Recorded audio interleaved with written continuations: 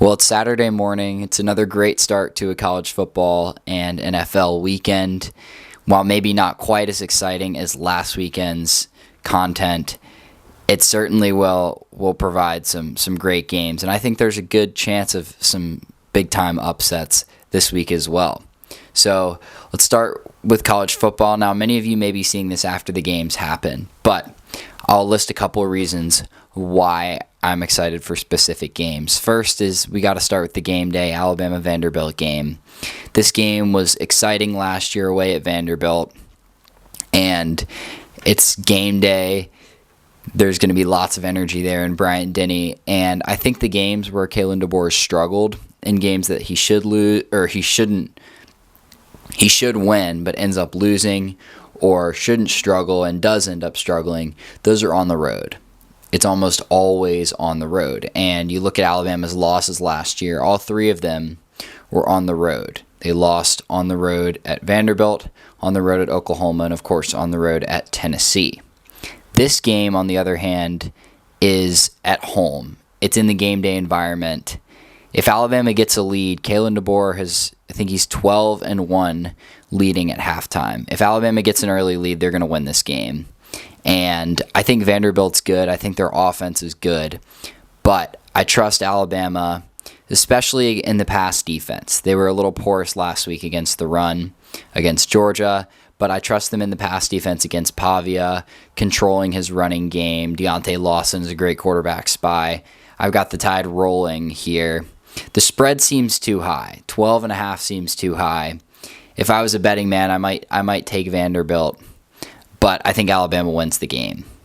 Notre Dame, Boise State. This is one where Notre Dame is favored by almost 22 points. The largest underdog that Boise State has faced, I think, in the last 20 years or something. But I still think Notre Dame rolls. I think Boise State's defense is just not good enough to stop the Irish offense. And I think the Irish defense on the other side is improving. And it's a big opportunity for another big win for Notre Dame to get back kind of in that playoff hunt. So a couple more here that I want to talk about. And I just want to cover the evening games real quick. Miami, Florida State. Miami's favored by 4.5. The line's gone up a little bit. I think Miami rolls in this one. Just with Carson Beck, with so much talent, they're really good in terms of run defense. They've got two great edge rushers, great linebacker play. You saw how they did against Notre Dame at the start of the season, holding them under 200 yards rushing. Florida State is reliant on motion with Malzahn, on Castellanos running, on those jet sweep option plays. I just have faith in Miami's defense. And considering that Florida State allowed 40 points to Virginia just a week ago, I think Miami gets this one in a big way. Next, we've got Mississippi State, Texas A&M. Real quick, I bet on Mississippi State last week.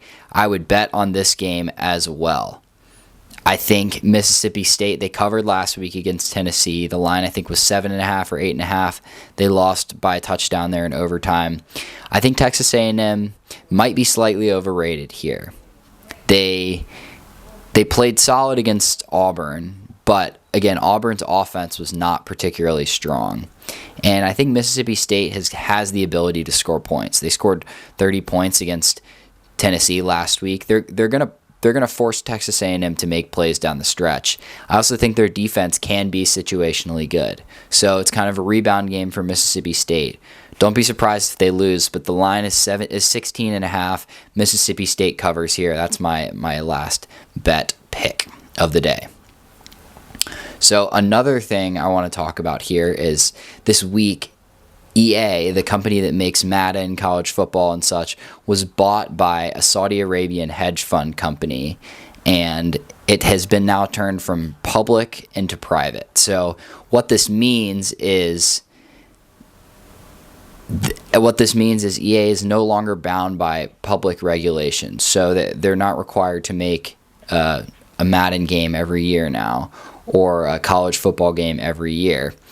And they're kind of switching the regulations. Some people are accusing Saudi Arabia of, quote unquote, I think it is sports washing, continuing their sports washing efforts with Live Golf, with investing in soccer and the Premier League. the sports washing idea is basically the fact that to cover up some of the unethical practices they're doing, they're investing in good causes and trying to put their name onto games, sporting events, causes that generally promote well-being. So they have so much oil money, can't say I blame them. It's certainly a unique marketing effort. And I think here's the thing. If you're expecting change in college football and Madden, I think college football, specifically 25, was a fantastic game. 26, there's some issues, but in general, the college football games are pretty good. The issue for me, though, is that this purchase is not really taking effect until 2027. So we have more years. For them to really even get in the groove of college football, it might be 3 to 5 years before they start making great games. Or they might completely do away with the yearly update models, and they might just go make one game and then have sequential updates that you can pay for additionally. Personally, not a fan of the subscription. I'd rather just have a game that you buy every couple years, but I think 2 years with updates could be reasonable, and that would really give you time to fine-tune. So it seems, it was bought for $55 billion, which EA has Battlefront, EA has other sports games, they've got FIFA as well, under their umbrella there. And they're keeping the same headquarters, the same CEO, at least right now, who Andrew Wilson has gone under fire for just kind of the way that he's promoted these games and the models that they've chosen to go after to really target microtransactions and make the game more pay to win. Even at the highest levels, competitive Madden, competitive college football, these players are forced to spend their own personal money in order to buy the best teams. And here's the issue. It's not like you spend a certain amount of money to get to top level play, but you consistently have to spend more money on new items and new cards. So it's the same kind of model that is affecting games such as Clash Royale or other things where there's new cards being released, new evolutions, all of that, and you have to spend real money. Now, those games are a little bit less pay to win because there's a certain threshold to get your cards to max level or to buy the newest cards. And you won't consistently have to keep buying more throughout the season and eventually a new game. There's a certain threshold again. But it is still very much pay to win, and I don't know that this really addresses any of the pay to win concerns or is going to see as much improvement as we might hope down the line. There's potential, but maybe not the most potential for future success. The last thing I wanted to talk about is yesterday, I'm assuming many of you saw this all over social media, but all of these girls decided, let me post my boyfriend for National Boyfriend Day. And I was thinking to myself, what is National Boyfriend Day? Who decided to come up with that? Why is there National Boyfriend Day? To me, it seems like a stab in the heart to everyone that is not dating anyone. In fact, plenty of girls that I know that do have boyfriends didn't even post their boyfriend for National Boyfriend Day. What's the point altogether? I did some sleuthing here, and I figured out it started with some sort of Twitter hashtag retweeting thing in the mid-2010s, I think 2014. And since then, people have been obligated to post for National Boyfriend and National Girlfriend Day. I think it's stupid. I think it's some sort of trend that doesn't make any sense. It's just something else to flex your current situation.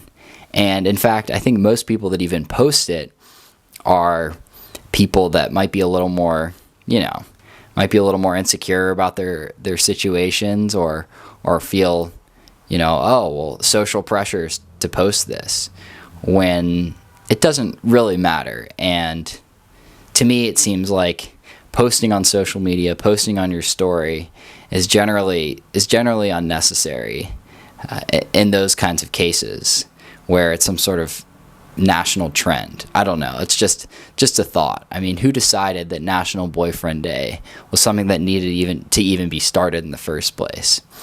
Anyway, that's going to do it for today. I'll have more college football reactions tomorrow, and we'll have NFL coming on Monday. So thanks for tuning in, and I'll see you tomorrow.